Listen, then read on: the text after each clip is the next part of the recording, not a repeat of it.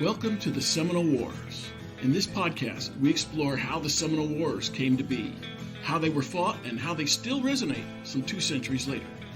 I am your host, Patrick Swan, and our show is a production of the Seminole Wars Foundation, found online at www.seminolewars.us. We are recording today from the homestead of the Foundation in Bushnell, Florida. Thank you for listening. Hello and welcome. We know from the Marine Corps hymn they've traveled to the halls of Montezuma and the shores of Tripoli. Many people may not realize the Marines also traveled to the low-elevation, swampy territory of Florida for both the First and Second Seminole Wars. In this episode, we're joined by Paul Westermeyer, historian at Marine Corps University in Quantico, Virginia. He weaves the story of how the Marine Corps established a sound footing after a false start during the Revolutionary War, and then saw action off the Gulf Coast during the First Seminole War. In our second episode, we'll look at the Marine Corps in the Second Seminole War. The views expressed in this presentation are those of our guest, Paul Westermeyer, and do not necessarily reflect the official policy of any government organization. Paul Westermeyer, welcome to the Seminole Wars. Thank you. So, Paul, the question we're always asking is, what is the Marine Corps doing in a land war in Florida? It's true that the Marine Corps was created primarily to serve as naval troops aboard the vessels of the U.S. Navy. The Marines are acting as naval troops, but they're also going to be acting as reinforcements to the land army. And that's their most famous use during Seminole Wars, was as reinforcements to the U.S. Army. Throughout its history, the Marine Corps has really served basically 4 functions. Paul, what are those functions?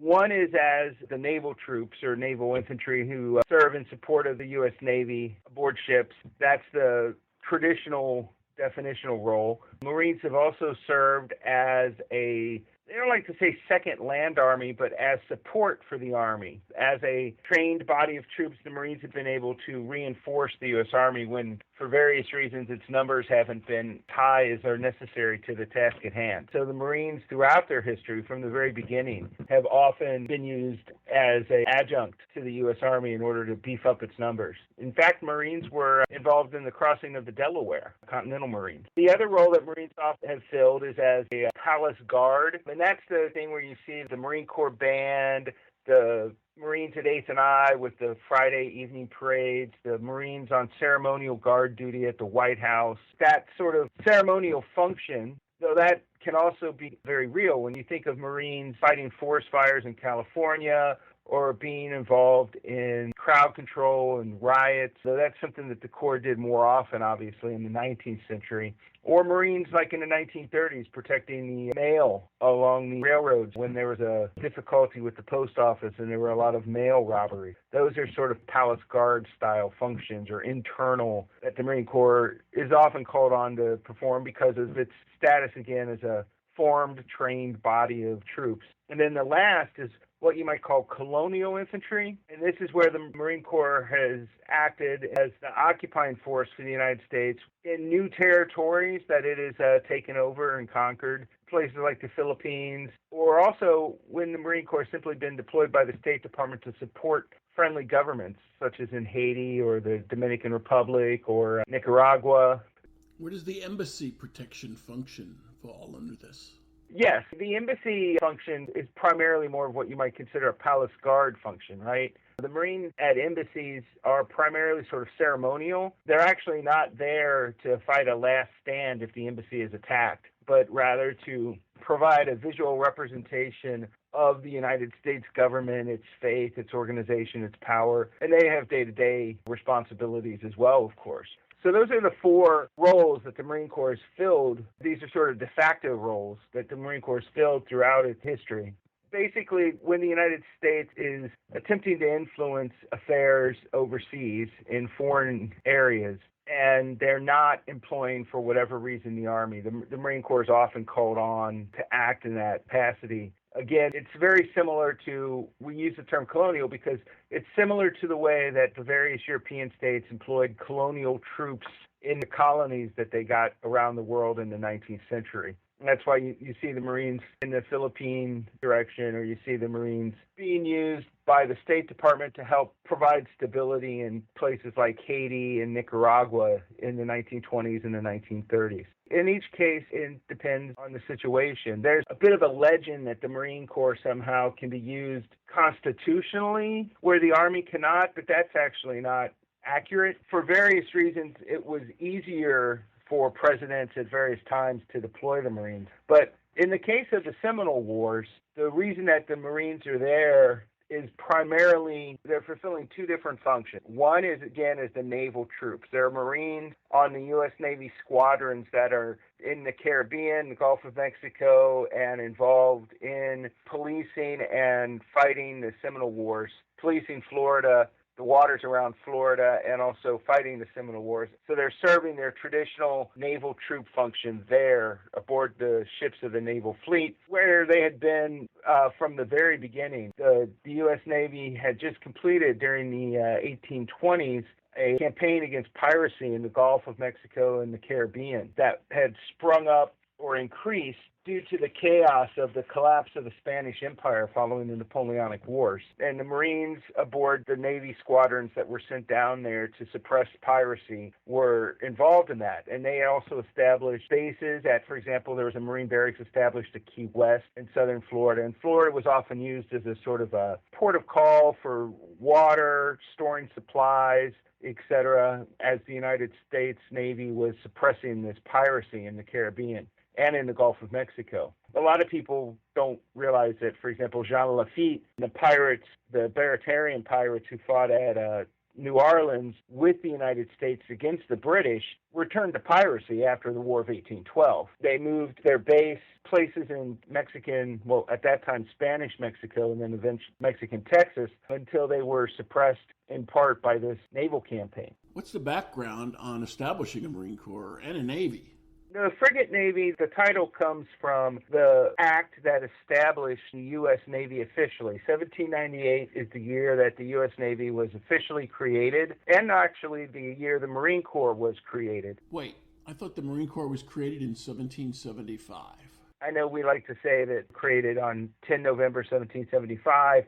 That's the Continental Marine Corps. There were Marines that the Continental Congress created on that date. They were supposed to raise 2 battalions, and they did fight during the American Revolution. As I mentioned, some of them were at the crossing of the Delaware and so forth. There were some that were landed on British Isles in the South. They fought in some of the various naval engagements that young Continental Navy was involved in. But when the American Revolution ended, Congress refused to fund the Navy any further, and the ships were sold off, the crews and men were all dismissed from service ultimately. There is no continuity, especially for the Marine Corps. As far as I've been able to determine, none of the officers became officers in the United States Marine Corps in 1798, and the new Marine Corps, the proper Marine Corps, none of them served as Continental Marines. And none of the enlisted men that I'm aware of had served as Continental Marines, though that's possible. The officer pool is very small, so that's quite certain. We have far fewer records, so it is possible that there might have been 1 or 2 enlisted men who served in both. But considering the gap in years, it's unlikely. This would be in contrast. This discontinuity would be in contrast to the U.S. Army, which, although drawn down to a very small skeleton staff, still existed. The Army technically never went away, though it transformed. There was eventually the American Legion that fought in the Northwest Territory and so forth. But navies were seen by the colonists as something that central governments used to oppress others. And they were also expensive. You can't have a navy without paying taxes. And the last thing Americans ever want to do is pay tax. We want all of our governmental services to be free. The Marine Corps had been disbanded, so the actual Marine Corps today is created in 1798, and the Navy Act that creates it authorizes 6 frigates. This is the famous USS Constitution, the Constellation, the President. These 6 frigates, the famous 3 of which are the famous super heavy frigates that are going to go on to such renown in the War of 1812, and they all require Marines because during the Age of Sail, warships had Marines. They were an integral weapon, basically. the way that a modern warship might absolutely have machine guns, anti-missile weapon systems such as the CIWS and so forth. So the Marines were a part of a ship. You simply, one Marine officer said that they're like buttons on a coat. A ship without Marines is like a coat without buttons. The Marines are integral to naval warfare in the great age of sail, the great Napoleonic warfare period. And of course, we're designing our Navy around the most successful Navy in the world, which is the Royal Navy. The Royal Navy had a Marine Corps, therefore we have a Marine Corps. Your history of the Marine Corps stops in 1859. Why is that? I chose that date because, one, Lieutenant Colonel Henderson, Major General Henderson at the end, the grand old man of the Marine Corps, the commandant who lived the longest, served the longest, over 40 years, dies in 1889. So his death is really the end of an era, and he dies in office. I would argue the Marine Corps, the Civil War starts in 1859 because that's also about 5 or 6 months or so after Henderson dies is when the Marines are involved in suppressing John Brown's attempt to free slaves at Harper's Ferry. So as I mentioned, the Palace Guard aspect, right? The Marines are often called out for riots and insurrections, and Marines in New Orleans in, I think, 1811 were called out to suppress a slave rebellion, the Marine barracks there under Major Daniel Carmack. So Marines had a long history as federal troops. Remember, the United States really dislikes federal troops. During this time period especially, the central government is often looked down on, despite the incredibly poor record of the militias and the various state militias and so forth, which do very, very poorly. They have the Minutemen, they have this incredibly overrated reputation. In fact, they lose, they run away, they're incredibly undisciplined, they commit far more atrocities, but they're trusted because people believe that these federal troops, they think of them as the same way that the colonists thought of redcoats during the American Revolution, right? They're there to put you down. And so the Marines are often thought of that, but because the Marines are there for the Navy, and when they're not on ship, they're generally guarding Navy yards and naval facilities, they're usually the only body of formed troops in the large cities. When you have slave outbreaks or when you have riots, often the only federal troops and thus the only body of troops you can kind of call on are the Marines. The closest formed body of Marines or of troops were the Marines, and they were led by an Army officer, Robert E. Lee, actually, during this event. Though I think it's quite interesting to point out that the Maryland militia, the colonel commanding the Maryland militia, when it's time to actually storm the Harper's Ferry and end Brown's attempt to free the slaves, he points to the Marines and says, my militia is not going to do it. Let the mercenaries do it. One thing to keep in mind is that the Marines of this time period, the Marines of the 19th century, they're not an elite force, and they're not considered an elite force by other people for the most part. Regular soldiers in general are looked down upon. And again, like I said, despite the fact that again and again in actual battles, it's the regular forces that do the best. Marines at the Battle of Bladensburg are the Marines and sailors, regular federal troops. They stand firm and earn the respect of the British fighting them, whereas the militia run like rabbits. They call it the Bladensburg races because of how badly the militia perform there. That's something to keep in mind. The functions are what the focus is on, the idea of internal disturbance. They also fight fires. Remember, during the 19th century, most of the cities don't have fire department. And so Marines are often called out to fight fires as well. Again, it's not an expertise thing so much as a group of formed men that have an organization and that can be ordered to do these things. Palace Guard can be a loaded term, but the big thing is it calls also, like I said, the ceremonial duties into effect. The Marine Corps Band is a big part of this. And one thing is that we have very extensive celebrations of Washington's birthday and the 4th of July at Washington, D.C. throughout the 19th century. And the Marine Corps is always a big part of that, putting on, you got to remember, this is a world without television or movies or CD players. And so the Marine Corps Band, that's people's music. Like, that's what everybody hears. They don't get, it's not like, oh, I'm going to listen to the Marine Corps Band. Now I'm going to go listen to Van Halen. That's what there is. That's why you get a glimpse of this if you look at movies like The Music Man. Guys like John Philip Sousa, who's, of course, one of the most famous directors of the Marine Corps Band, they are the rock stars of their time period. Marching band music is the popular music. It's one of the ways that people are entertained, because I think the biggest thing, like I said, is simply that it exists and there's nothing else. There might be a fiddler or a flutist or something, there might be the occasional itinerant musician or a small group, but there's nothing with the volume or the complexity of a marching band. But the Marine Corps, of course, they use music to give orders. The Marines are hiring musicians from the very beginning and so forth. But quite early, the commandants, starting with Commandant Wharton, realize that this Marine Corps band gives them they have these really very good trained musicians, and that gives them an advantage that they can employ in Washington politics, where the Marine Corps band, it performs at these big ceremonies, like I said, for the 4th of July celebrations, Washington's birthday, which was a much bigger deal in the 19th century than it is today. These sorts of celebrations, but they also get hired out, or they will perform at various, like, you're throwing a dinner party. The Marine Corps band will send some musicians to come and perform there. And so the senator's wife, the president's wife, when they're throwing parties and they can have this kind of music and so forth, that's a real in. That's one of the things that I mean, is that the Marine Corps fulfills that function of being, I hate to use the word entertainment, but it's there, and of helping to create this aura of legitimacy around the government that these groups provide. Which type of ships would see Marines deployed on them? The U.S. Navy was small, and the major vessel at the beginning in 1798 was the ship of the line, which could have as many as 100 guns, but most often they would have around 70 to 72. These were very, very large guns, very, very large ships. A ship of the line might have 100 Marines.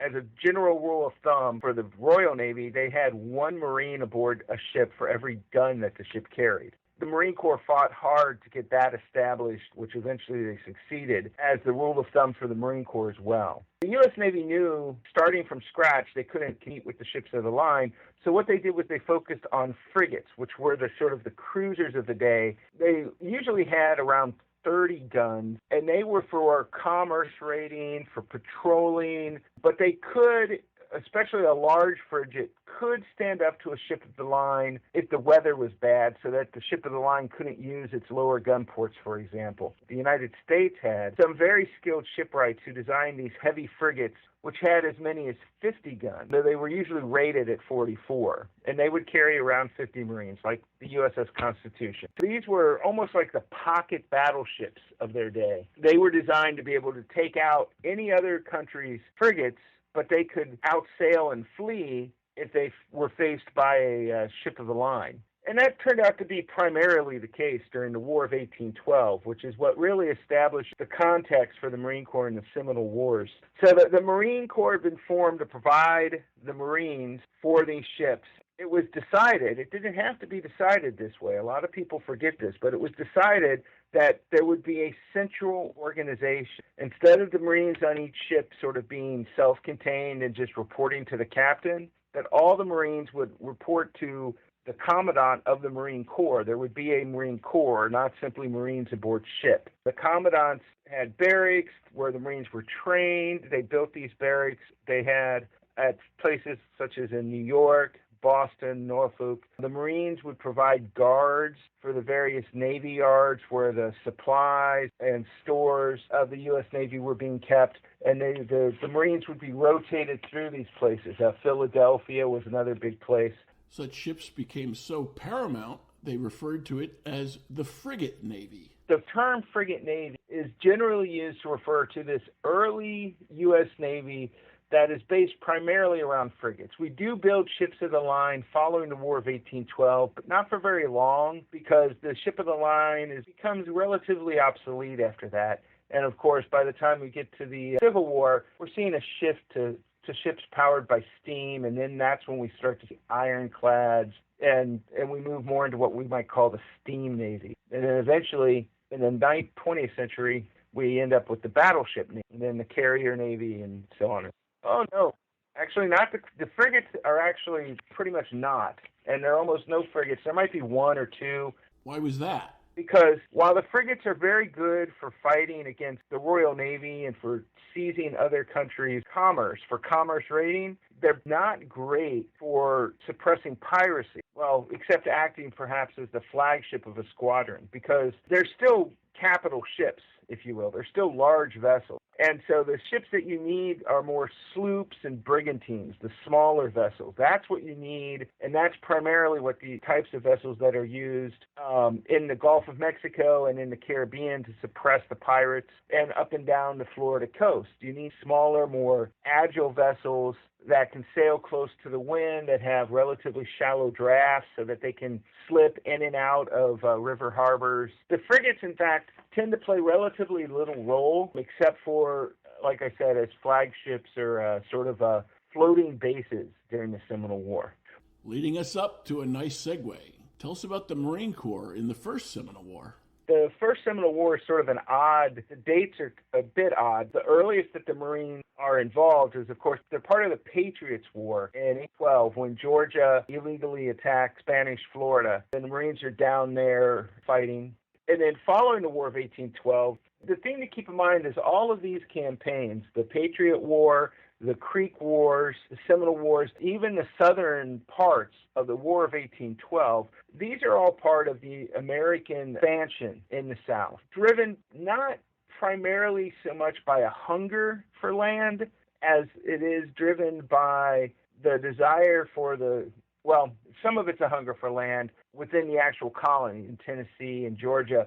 The desire is to drive the indigenous peoples out so that they can take their land and so that they can remove them from the area to drive them out or exterminate them. And in the case of Florida or the Gulf Coast? In Florida, the primary issue, at least at first, however, is that the southern states like Georgia are extremely heavy slave-owning states, plantation states. Existence of Spanish Florida provides a location for the slaves to flee. Not only that, but the culture in Spanish Florida is extremely multi-ethnic. There are a lot of mestizos. Seminoles themselves accept African-American members of the tribe. The Creeks, the Seminoles, the other groups like the Cherokee, who of course are further north, but are really a part of this as well. All of these groups are somewhat complicated in the degree of acceptance of the African-American slaves, escaped slaves, or African-Americans generally. The Cherokee, for example, owned slaves. In all of these areas, though, the white plantation owners see them as a threat to the social order. They are especially upset that Africans are given positions of authority. The Spanish often even have Native American and African officers, military officers, who do much of the fighting, and that absolutely runs against the plantation owners. That upsets their sense of things. They feel a great need to eliminate a area where people can flee to. And if gaining land and further territory is going to become an important aspect of it. One of the biggest proponents of this expansion is Andrew Jackson, who, of course, fights the Creek Wars during 1812. He defeats most of the Creeks. He then manages to defeat the British at the Battle of New Orleans. A lot of folks don't realize that the British, as part of their attempt to fight the War of 1812, had offered support in the form of arms and equipment to Native American tribes in the area, many of the Creeks and the Seminoles, some of which accepted them, some of which didn't. They all disagreed on the best way to try to deal with the aggression of the white American neighbors. And so some of them accepted it, some of them didn't, this aid. What changed in 1816, the year after the treaty was ratified, ending the War of 1812? In 1816, this was the first connection of Marines with this warfare. There was a place that was called... Yes, on the Apalachicola River. Marines and sailors aboard two U.S. Navy gunboats number 149 and 154, working with the U.S. Army. This fort had been abandoned to a group of escaped slaves by the British, who left it armed and everything when they left the area. They said, okay, the war's over, we're leaving. But we're going to leave all these people that we were supporting. We left them plenty of ammunition and guns. We look at it today in hindsight and say, well, the treaty said they had to evacuate. They should have just evacuated. So why didn't they take everything? But the British at the time had a different view. The British didn't necessarily leave with the sense that they were never coming back. And there were still British agents and so forth in the area. The fort itself had originally been built by the British before they turned it over to these escaped slaves and Native Americans. In 1816, these Marines and sailors aboard these gunboats with the U.S. Army were sent to destroy this fort, again, because the idea that a fort filled with Native Americans and especially the escaped slaves was something that they really couldn't allow to exist. They believed it would encourage slave revolts and rebellions on their plantation. In the case of the Negro Fort on Prospect Bluff, this led to a tragic turn of events. It was very dramatic. The gunboats had a shell hit the powder magazine and blow up the entire fort with that one shell. It's just like a huge explosion. It killed almost all of the inhabitants of the fort. That wasn't planned. It was just an unlucky, catastrophic shot. The Army was there. The Marines were acting in their role as Marines aboard these gunboats. Most of the War of 1817 to 18 was, of course, run by General Jackson, who basically launched an illegal invasion of Florida that ultimately led to the Spanish signing over. Basically, they said, well, we just can't defend it anymore. Spain itself had been conquered by Napoleon during the Napoleonic Wars. It had gone back and forth. We see following the Napoleonic Wars that Spanish control of its colonies just begins to collapse. They attempt to hold on to them, but they're rebellions. Florida is one of the most sparsely populated and weakly held of all the Spanish New World possessions. When the United States under Jackson in 1817 launches this completely unprovoked illegal invasion of Florida, it leads ultimately to the Spanish signing over Florida to the United States in Adams-Onis Treaty of 1821, which then in turn, as the Seminoles realized that with the Spaniards gone, they're now totally on their own. They used to be able to sort of play the Spanish and the Americans against each other.